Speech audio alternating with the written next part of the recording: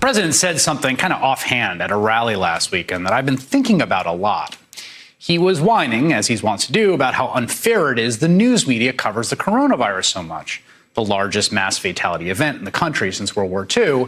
And he said this. All they talk about, COVID, COVID, COVID, COVID. If a plane goes down with 500 people, they don't talk about it. All they talk because they're trying to scare everybody. You have to lead your life, and you have to get out. Now, like everything he says at rallies, this is a bit. But it's an incredible thing to say for a bunch of reasons, and it reveals something, I think, essential about the choice in this election. First of all, there has not been a 500-person air fatality anywhere in the world, not related to terrorism, since 1985, when Japan Airlines Flight 123 crashed, killing 520 people. And if a plane went down in the U.S. today or tomorrow and it killed over 500 people, I can assure you it would lead the evening news, be on the front page of every major newspaper, and every cable network, including this one, would go into rolling coverage immediately.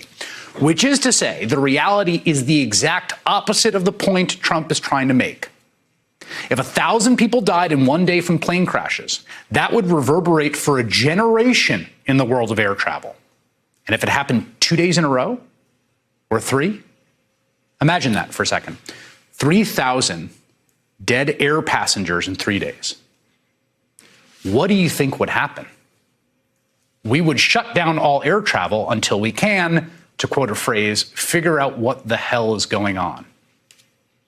But that level of death and horror is precisely what's happening in this country day after day due to the pandemic.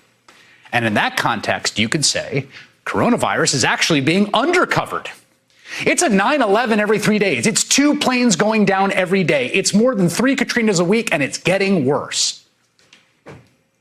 And there's another aspect of this comparison I can't shake, which is that because Donald Trump's brain is forever locked in 1985, he thinks of airplane crashes as relatively common because they used to be.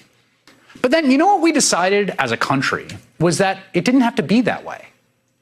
And through regulation and laws and institutions and innovation, we made airplanes much, much safer over the course of the last few decades.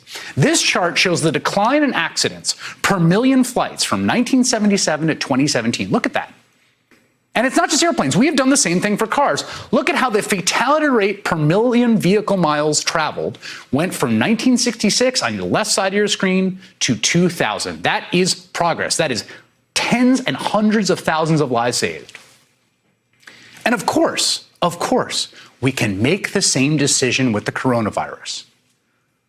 The most powerful refrain from the Biden-Harris campaign is, it didn't have to be that way.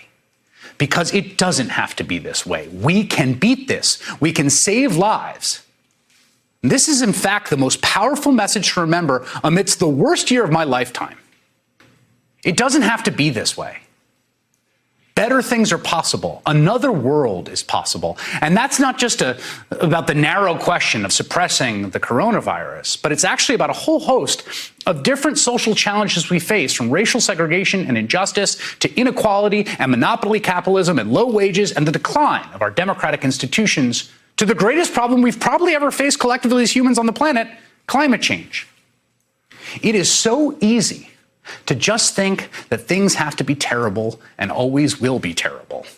It's so hard to conceive of and hope for a better future, but that is the only escape hatch.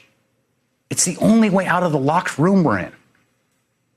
And it can be hard to marshal hope. Everyone's hearts have been hurt by 2016, and they've been brutalized by the last 4 years, and particularly the last 8 or 9 months. But that's really what it's about. We are masters of our own fate, control our destiny collectively as a democracy, and we can make things better than they are. And that's a civic faith we all have to keep.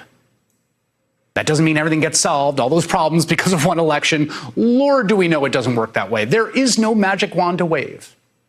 Air travel got much safer over a period of decades, to use the example I was citing above. But over time, day after day, year after year, enough of us have to insist that things can be better and to keep acting together collectively to demand improvement, to make a better country and a better world. Because it doesn't have to be this way. It really doesn't. And you can use your vote to make it better.